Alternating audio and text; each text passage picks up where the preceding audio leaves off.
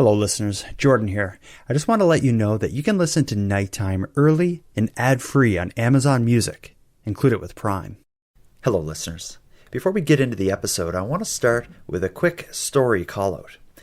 If you've had an unpleasant experience or an unpleasant encounter with a real-life creep, I want to hear from you. Maybe you tried to sell a dress on Facebook Marketplace, or maybe you were approached at the store, or maybe you were one of the many people who met or heard from Mr. Very Wrong on a dating website. If that's you, I'd love to include your story on an upcoming episode about these creeps. You can send me a voice memo at nighttimepodcast.com/contact, or we can arrange a short interview. You can email me at nighttimepodcast@gmail.com. Now let's get into the episode. You are tuned to the Nighttime Podcast, focused on the fringe of Canada.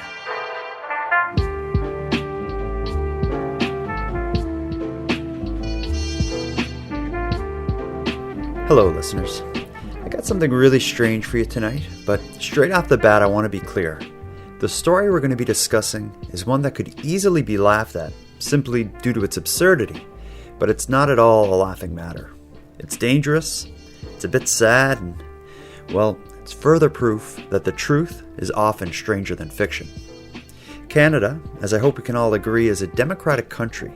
Canadians, of course, vote for their government by way of an election, and currently, our head of government is Prime Minister Justin Trudeau. Well, as clear as that should be, there are a small but growing group that believes it's untrue, and that's where things get weird.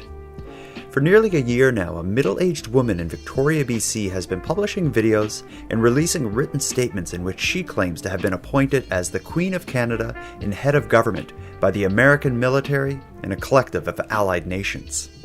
Now that may sound laughable, but Romana Didulo has been embraced by some influential members of the online Qanon conspiracy subculture, and as a result, she found herself with a large, devoted following.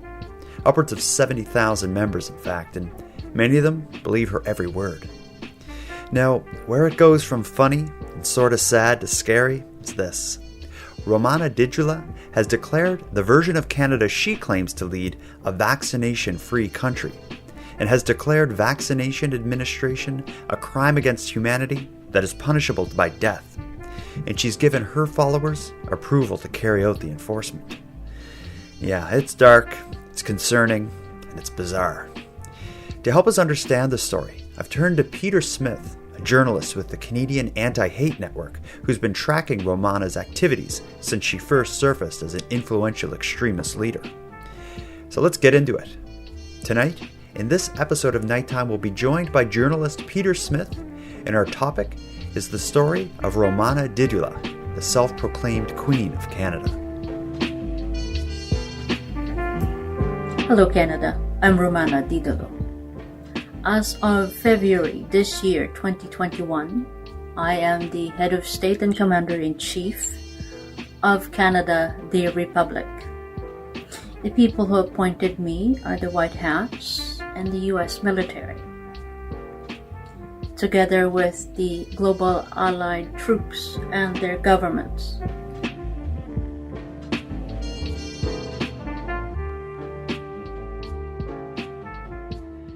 Peter Smith, thanks for joining me tonight. It's we got a weird one to talk about, but I'm glad you're willing to come on here, because I don't know if there's many people who have dove deep into this world and it's kind of the various tentacles that come from it, as much as like you and your the others that you work with. Let's just start with a short introduction. Tell me a bit about you and the work you do. Yeah, I'm happy to be here. My name is Peter Smith. I'm an investigative journalist with the Canadian Antihate network. And what is the Canadian Antihate network? So we're an organization that tracks and monitors hate groups and hate promoting individuals within usually specifically Canada, but as well as internationally. And then we counter them. You know, my role is as a journalist, so I write about what we see and try to inform the public.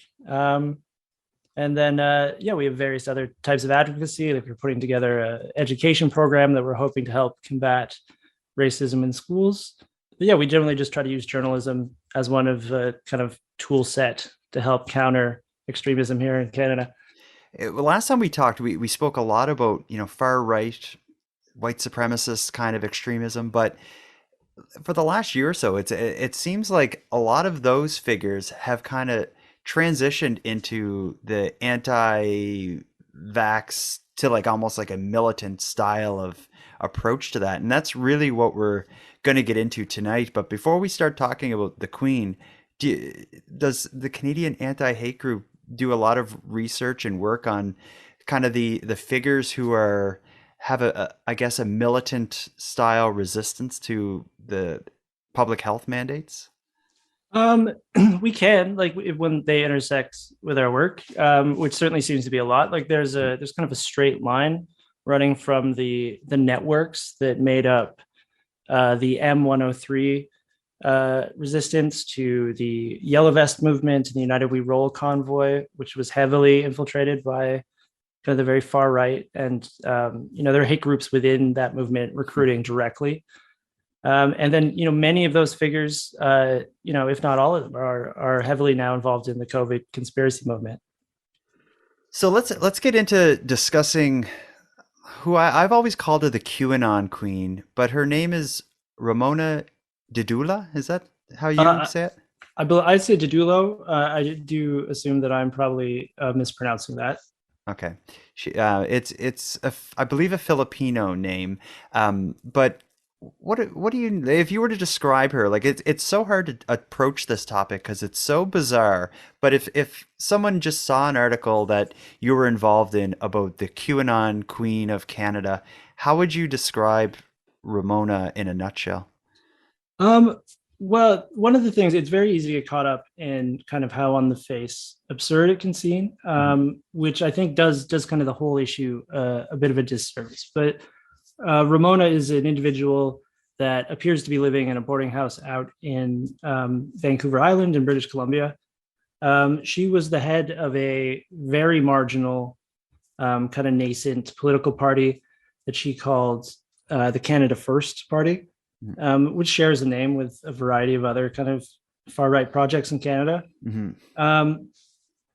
But yeah, ultimately, like she started out kind of very benign, like she was just the leader of this organization. There weren't very many grand claims beyond that.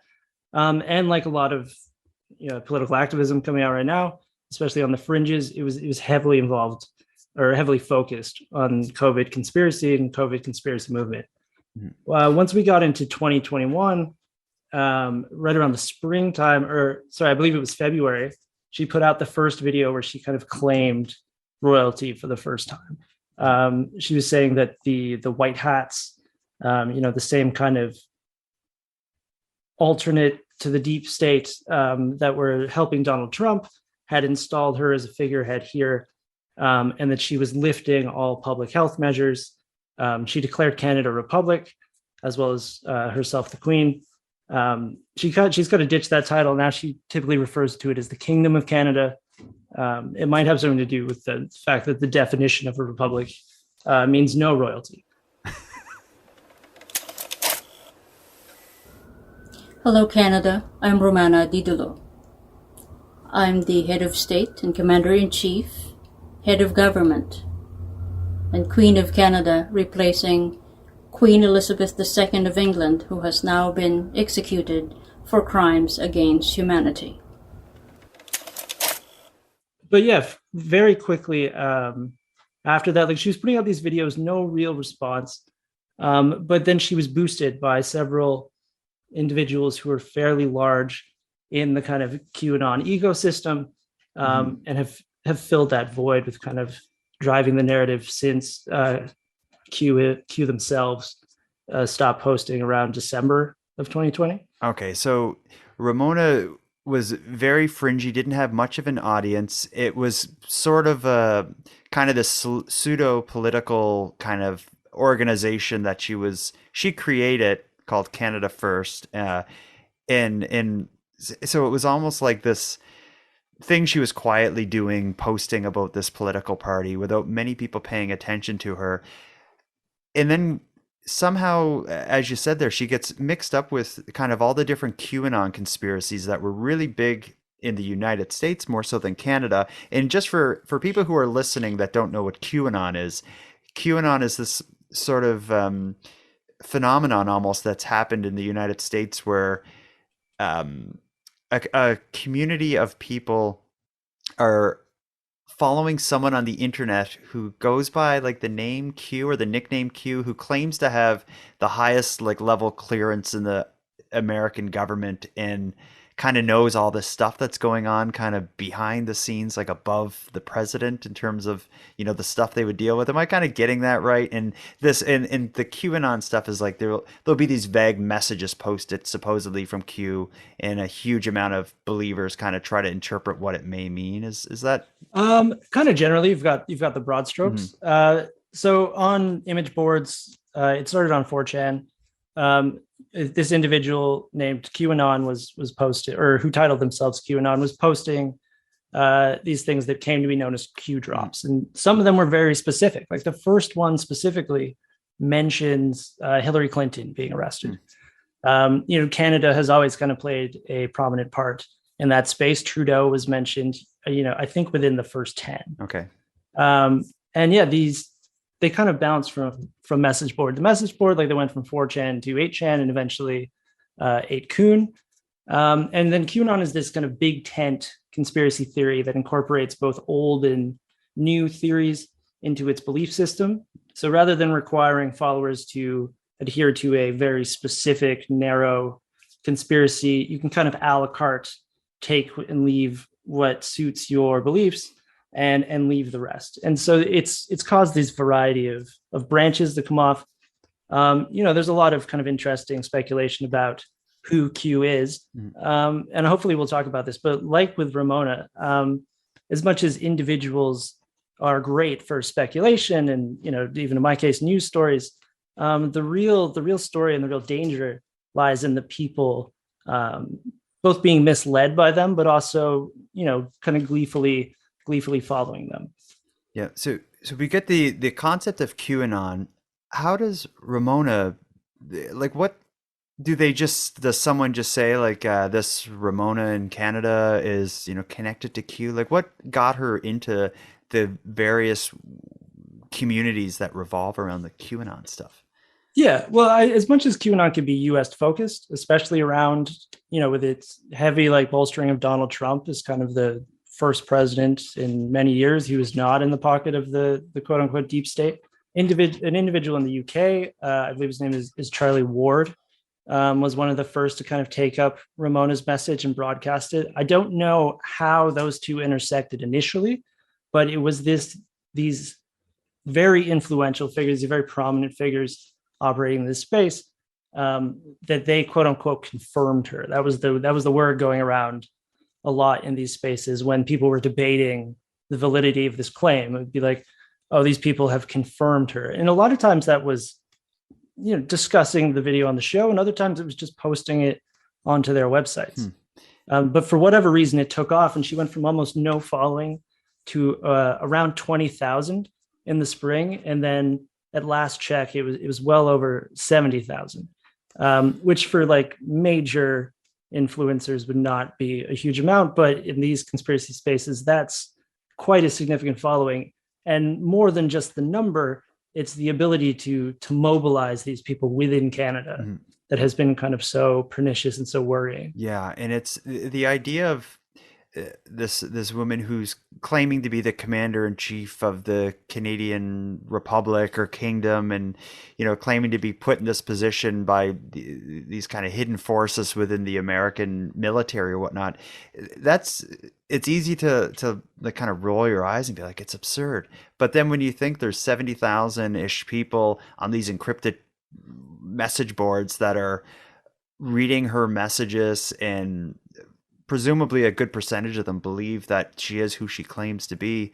Yeah, that's certainly scary. Tell me a bit about the way she communicates with these people. Like because she hasn't been doing it very long, but she has this massive audience. How does she get her message out to them?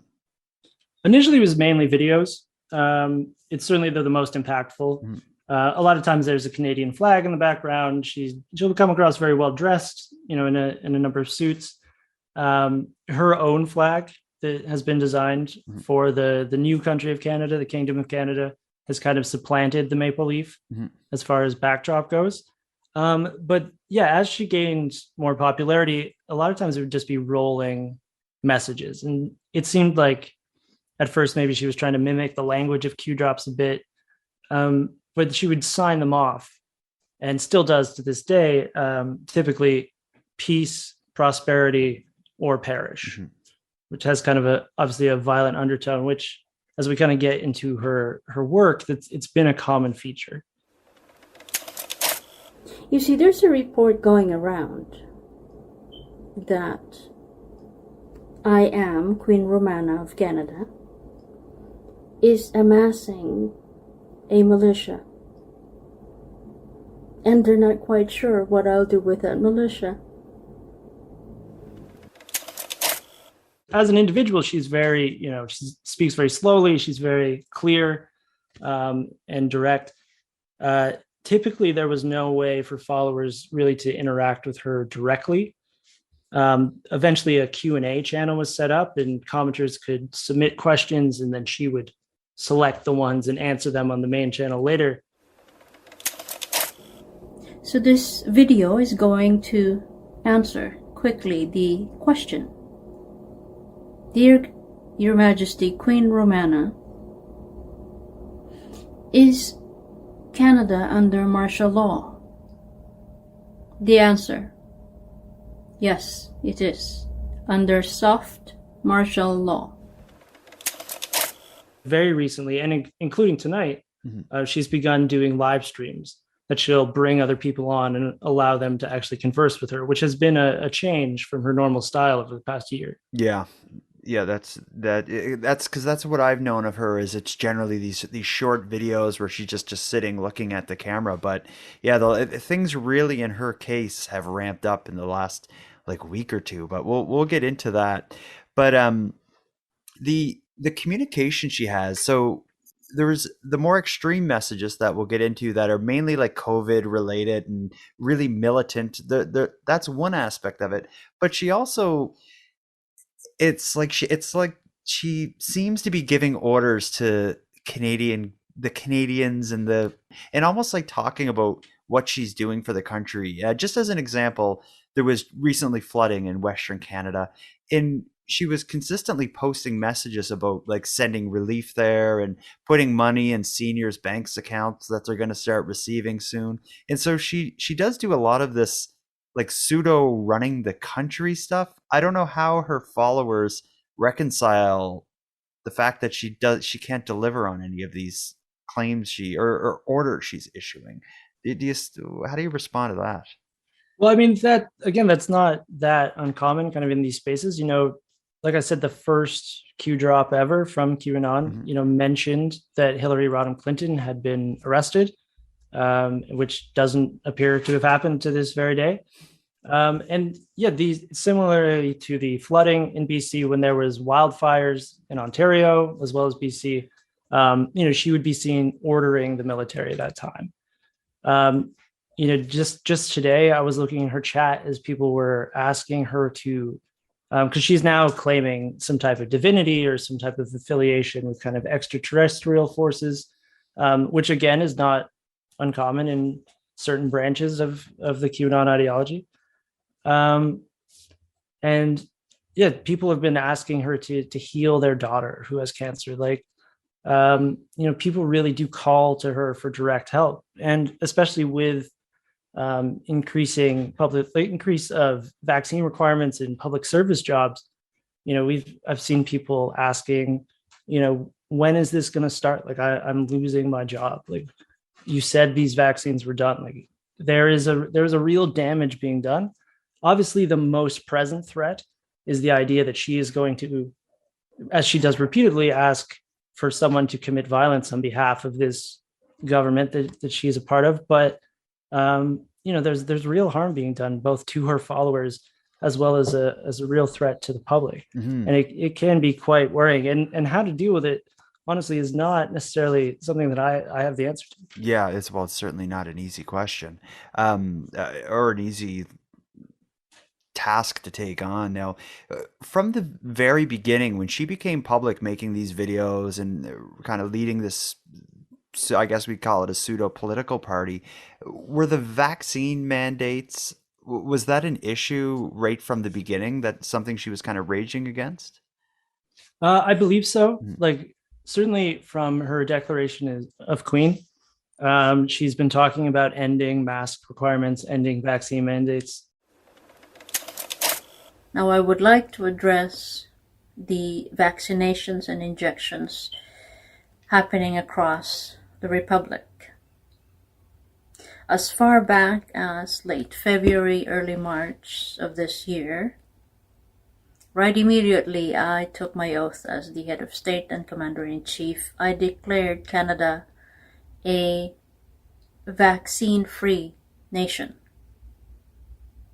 which means all of the vaccines and injections happening is unlawful, criminal, and is crime against humanity. Yeah, one of the big talking points has always been about public health measures reacting to COVID-19, which is, like we were talking about with how the anti-Islamophobia protesters and the yellow vesters have kind of continued along this path into the COVID conspiracy movement. These flashpoint events become, very important for these movements. Like I said before, QAnon is not in any way relegated just to the United States. Like Germany has a large following who capitalized on flooding out there as part of their conspiracy narrative. France as well has a significant following, which we have a content producer who exports a lot in the French language for them. So yeah, these types of events, as much as she's never really able to deliver on the hay bales that she's distributing across the country to farmers, it does kind of create the illusion for the true believers that things are happening and things are happening behind the scenes. Yeah, you bring up the hay bales. That's another thing. She's often posting about the amount of hay that's being shipped to farmers to feed their cattle and whatnot. Like that's a kind of an ongoing thing when I look at what she does. But before we get into kind of the more violent and extreme kind of aspects of her orders and to her followers, I guess we'll call them orders, just to talk about how her followers are, a significant amount of them are true believers that will take action for her. One thing that, like, when I first found out about her and I started reading about her and watching the videos, I couldn't help but be just almost laugh, like this is just complete nonsense. But then I stumbled upon some of Anti-Hate's reporting, the Canadian Antihate reporting, and one of the articles included videos of she did like a sort of letter writing campaign where I guess she produced a sort of cease and desist letter and asked her followers to deliver it to, was it to police stations or government buildings? Like what was the story behind the cease and desist? Because they took it very seriously. I've watched countless videos of her followers hand delivering cease and desist orders to police stations and almost threatened citizens arrests and whatnot. Right. QAnon Anonymous talked about this on their podcast. Yeah, she had created, along with this initial order of public health orders are done, I'm the queen. It was included this chance to distribute these letters, and you would either print them off and deliver them by hand and record the process, or you would do registered mail. And especially once her following started to explode, there was multiple chats set up. But the purpose of these was to create a record of all the places that had been told to cease and desist by the Queen. And the list of places that can receive that is government institutions, schools, like you said, police stations, more than a few city halls have been visited. I believe that at this point, literally thousands of these letters have been distributed in Canada as well as in the United States.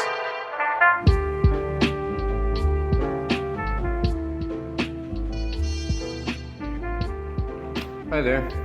I just wonder if this detachment's been served the cease and desist order. Okay. Could I leave this for your chief? Could I leave that with your chief? That's a cease and desist order. We have a new we have a new commander in chief. It's pretty self-explanatory. So I'm going to report this back. Sure. Hold on a second? Sure. Okay. Do you have a mask or anything? No, this is dealing with the mask, cease and desist order. Alrighty. Okay. I'll just be 1 second. Perfect. If you just want to sit down. Sure, I can stand. That's fine. No worries. Hi, I'm just going to leave this cease and desist order.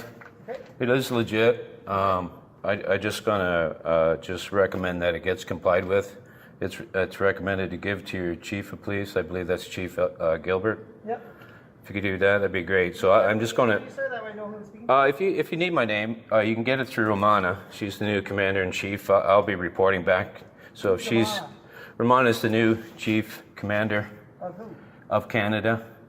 Oh my. Yeah. Do you Okay. have like a driver's license or No, I don't. But if you need my information, you can get it through Romana because I'm going to report back to her. So if she's so inclined to give it to you, she will. Can I get your first name? I'm not going to give you my name. I'm going to leave that with you. Okay. All right, sir. You have All a right. good day. Thanks. Thank you.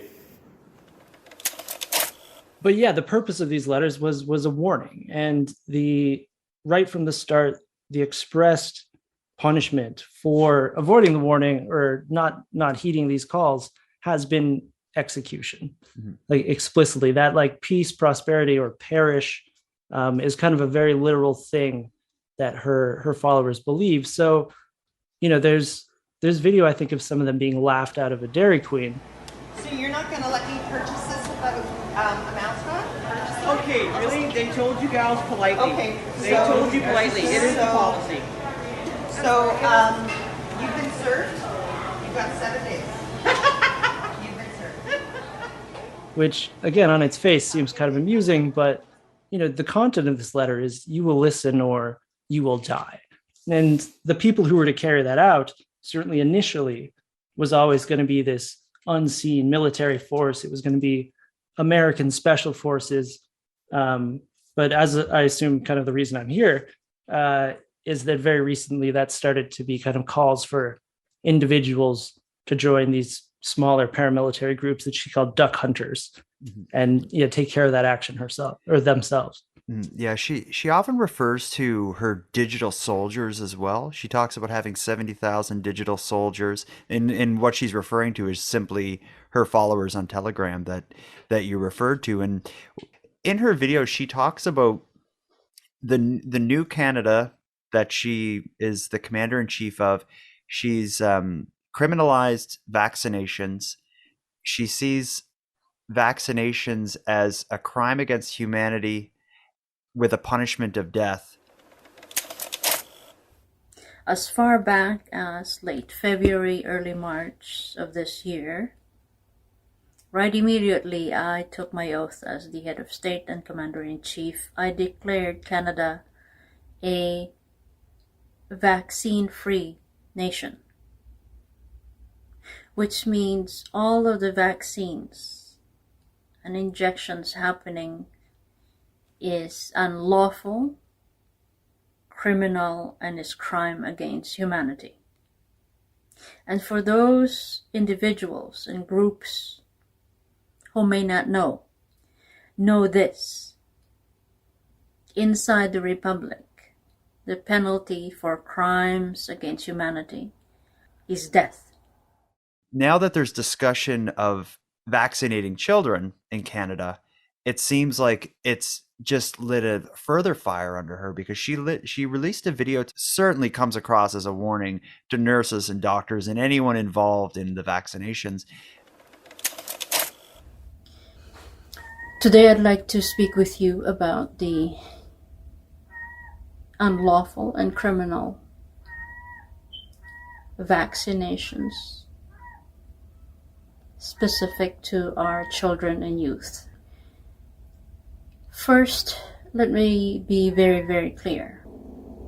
Do not underestimate my resolve when it comes to protecting these children and youth, because you will be put through Nuremberg trial for crimes against humanity. And once you have been convicted, you will receive not one, but 2 bullets on your forehead for each child that you have harmed. So when you go home, think of how many bullets are going through your forehead. Just think very, very carefully before you touch that needle and inject it into a child of this republic. The push, as well as the approval of lowering the age for people to receive the vaccine, has caused very much a hardening of the rhetoric in these spaces.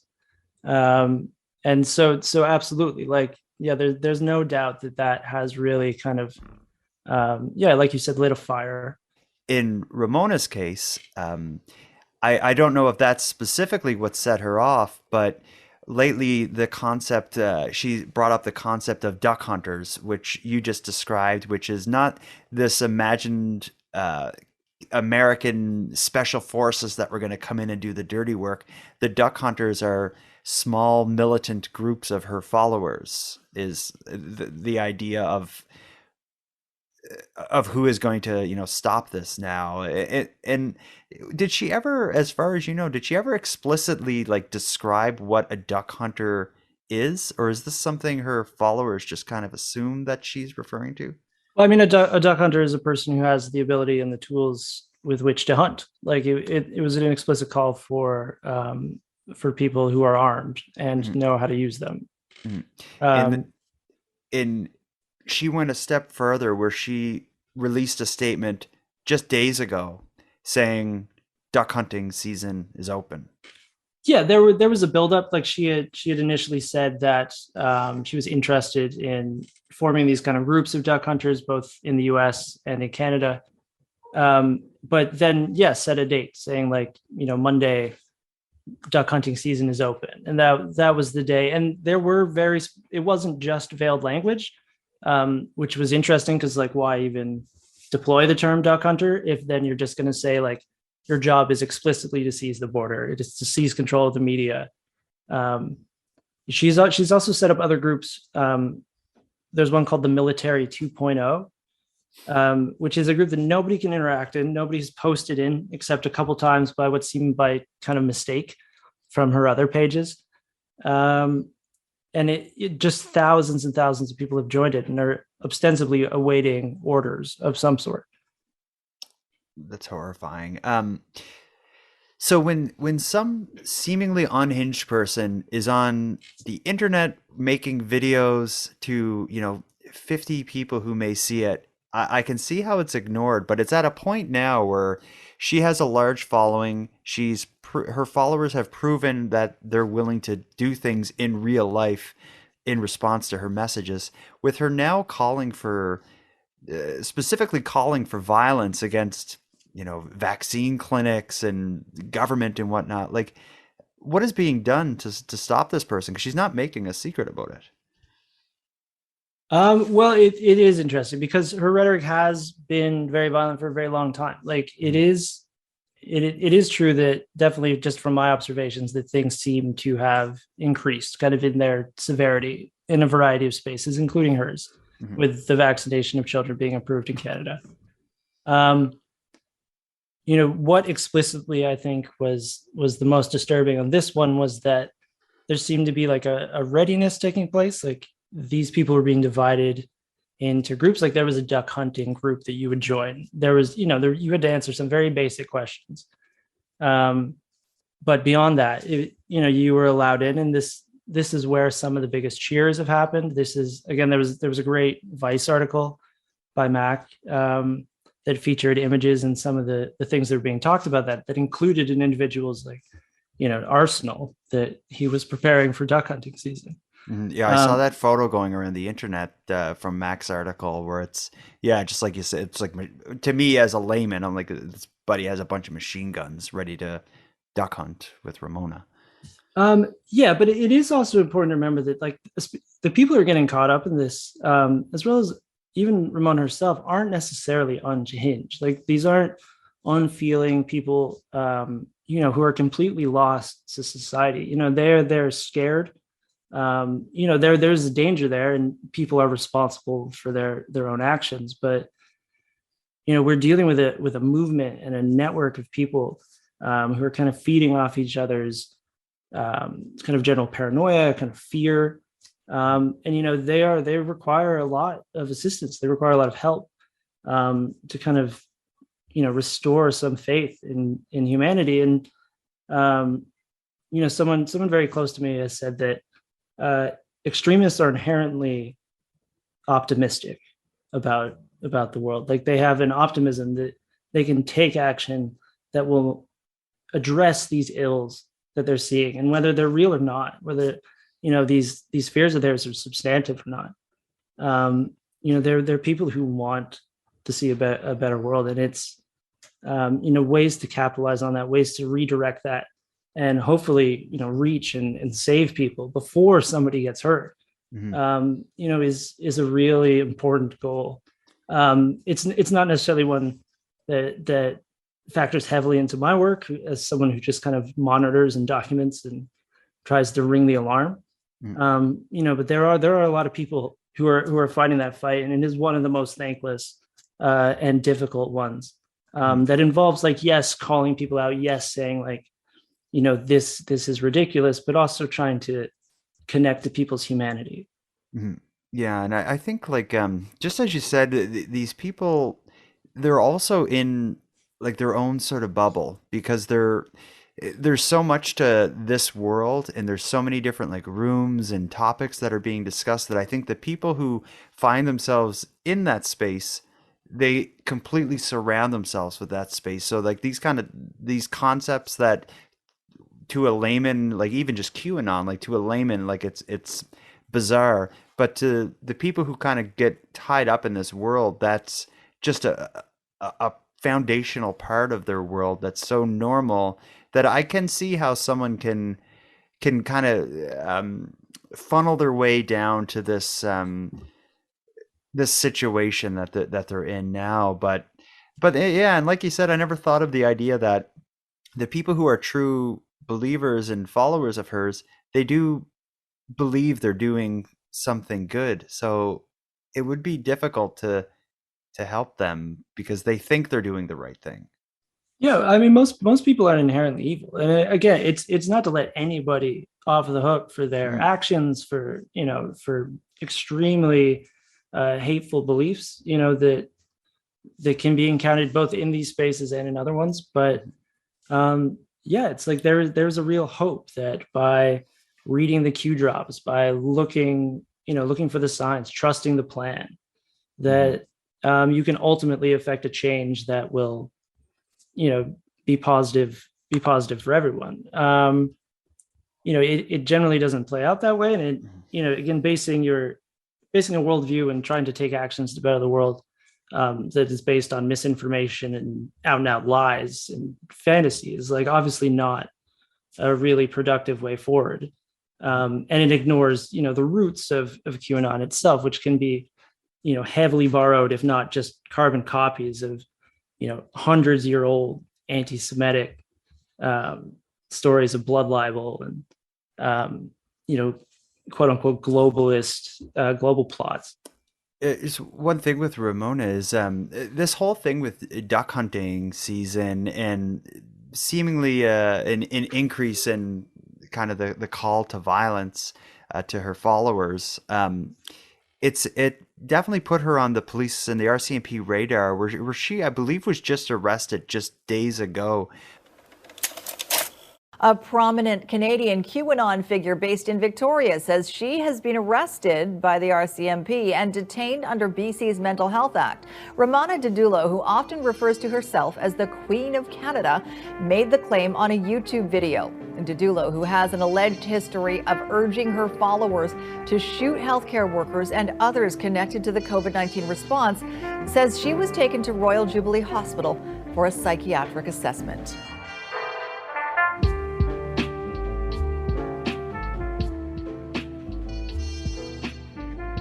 Do you know much about her arrest? What led to it? What is going to happen? Well, clearly the the most recent statements, like the call for the duck hunters, is what ultimately led to what she said was a visit from INSET, which is the RCMP's national security division. They placed, again, according to her, I believe it was Global News reached out to them directly and asked, and they couldn't confirm anything because she wasn't charged with anything. But yeah, so according to her, she was placed on a 24-hour hold, like a wellness check, where she was evaluated mentally and then ultimately released. Academics online have said that this is perhaps the first time this type of thing has been deployed in relation to extremists or extremism, and is obviously a bit worrying. Our mental health system is not perfect, but deploying it kind of to help the aims of law enforcement can be, I don't know, questionable in some ways. No, yeah. But yeah, ultimately it does appear like it was true. But again, according to her telling, she was out within the day. And was live on her, speaking to her followers. I watched a video where she's holding up the card that the police officer left her with, and she's very much like passing it off as it's no big deal. Like these people, they don't realize what's going on. It's kind of the way the vibe I get from it. Yeah, and what is interesting is, like I said before, that was kind of when the live streams started. She was this kind of magnanimous, unaccessible figurehead beyond this kind of Q&A board where she would be very selective about it. But then after the visit and the hold, she did a live stream, and then just before you and I started talking, there was another one going on that she was actually bringing people on and communicating with them directly, being challenged in some ways. Interesting. And like, given how much interest she's got now in relation to what she's been up to, do people know anything about or been able to learn anything about her background? I've not found any reporting on her history or where she's from, how she came to be in this position. It's fairly limited. We spent a lot of time here trying to figure out as much as we could about that. As far as I've been able to tell, both from records and her own telling, which obviously comes with a bit of a grain of salt. She was born in the Philippines, emigrated to Canada at some point, I think in her teens, lived with an uncle for a while, and then appears to have started a series of businesses that had nothing to do with conspiracism in any way. They did like wealth management. I'm trying to remember, because there were a few of them. Some of them were set up in the UK. Another one was in Wilmington, Delaware. They all operated on the west coast of Canada. And I've never found a publicly listed employee beyond Didulo herself. Several of them were delisted for failing to file taxes. So they do kind of, my general opinion is that they're kind of paper tigers. They were just set up and then never did very much business or any business at all. Okay. And there's been fundraising efforts. Like at one point she was trying to raise money to buy bulletproof vests for police dogs that raised like $35. And then, just kind of bounced from venture to venture until landing on what she's at now. And it seems now that she's living a very modest life, although she refers to, I'm assuming she does her videos and stuff. It looks like she's in her apartment, but she refers to it as her office. And she'll be like when she was describing the police coming, she was saying like they came to this floor of the office, and I was in this office, and they were in the neighboring room, on this same floor. So it's almost like she's describing a large building where she has floors, but when you look over her shoulder, whenever you get to see it, it looks like she's just in this small apartment or something. Like, do people know like kind of what kind of life she's living? No, I haven't been able to get anyone who knows her personally or knew her at any point to speak with me. I do know that a lot of the businesses are registered to a boarding house on Vancouver Island. So again, I would suspect that's where the videos are coming from, but like that, again, it's speculation. Like I don't know. So you follow stories like this all the time. How do you see this playing out? Is this do you think there's going to be some kind of resolution to the danger she's presenting by stimulating her followers in this way? Like, how do you see this happening in the future? Um, that's kind of a good way to put it, actually. I do think that at some point interest in Didulo will fade. That whether it's a bang rather than a whimper, I don't know, but this network of people, this group of people that follow her and believe these things and support her, that they're not going to go anywhere. Hopefully many of them will, adopt kind of a more, I don't know, reality based, I guess. We'll adopt like a more productive kind of viewpoint on the world. But the vast majority of these people are going to remain disillusioned, and whether they're falling kind of under the flag of the Kingdom of Canada or whatever comes next, I think kind of the disappearance of QAnon from the message boards is a good example of what's going to happen. Like, this movement will evolve into something else. These beliefs will find a way to sustain themselves, and unless we start to address kind of the core of it all, the people themselves that are following her, rather than the mistake that I make and the media makes, and focusing on individual figureheads. I don't see really a firm resolution. I see a lot of similarities between, like, when the idea of cults, when you think of like these kind of new religious movements that were seem to be like seen as a threat, more so in like the 60s, 70s, 80s, and 90s. It's when I hear of QAnon and look at what Ramona's doing, it's almost like this new online politicized version of that, where It is a cult. No, it's a cult. It's like, absolutely, hey. A lot of conspiracies, a lot of far right, especially as you get into the very hard stuff. Like, it will dress itself in the language of politics, but when you were observing it, looking through the lens of the cultic milieu, as well as treating the believers as people who've been swept up in cultic belief, like that's exactly the analogy. And especially when you hear, like you were describing earlier, people are turning to her not so much for like political guidance, but heal my children and speak to the extraterrestrials that you're in touch with, these sorts of things. It adds this whole extra element that almost seems to go against the main message that she's a political leader that was put in power by these kind of shadow government kind of people. So in this story, we're talking about something that's very much an active, unfolding thing. She was just arrested and released like last week. Tonight, she's doing one of her first streams where she's talking with people. What I think about, and I'm curious your thoughts on this, is as the government public health mandates are slowly closing in on these groups that are actively resisting them. Do you see a rise in the rhetoric in terms of calls for action or just extremism? Like, I'm just thinking 6 months ago, 8 months ago, you could still like kind of live your life for the most part.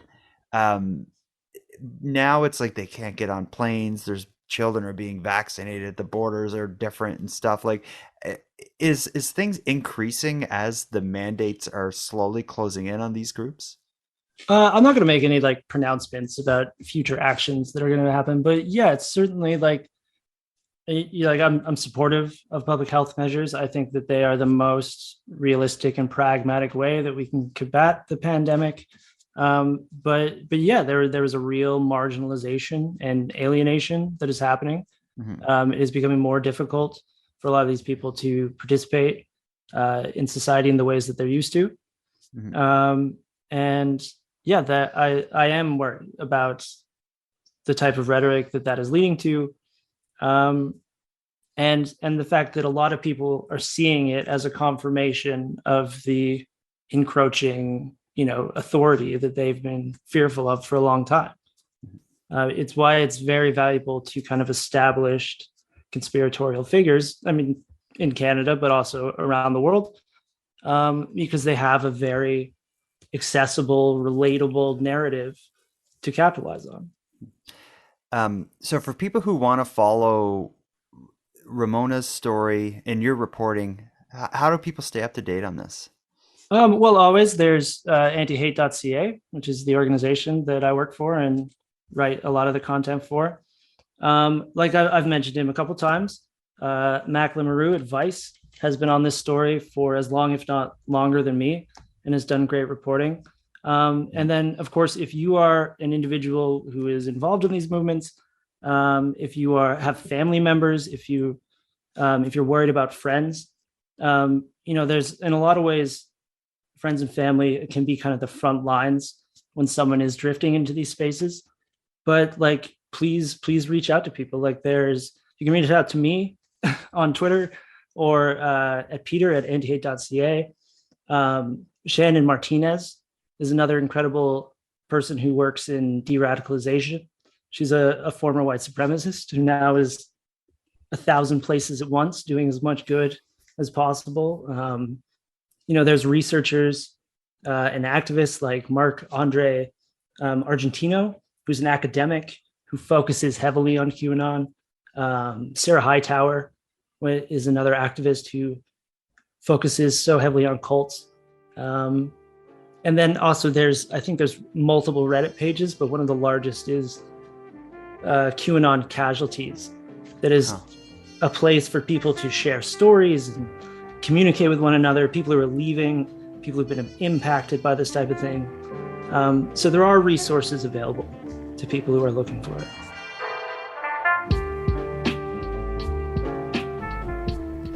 I want to thank you for joining Peter Smith and I for our discussion surrounding the stranger-than-fiction story of Romana Didulo.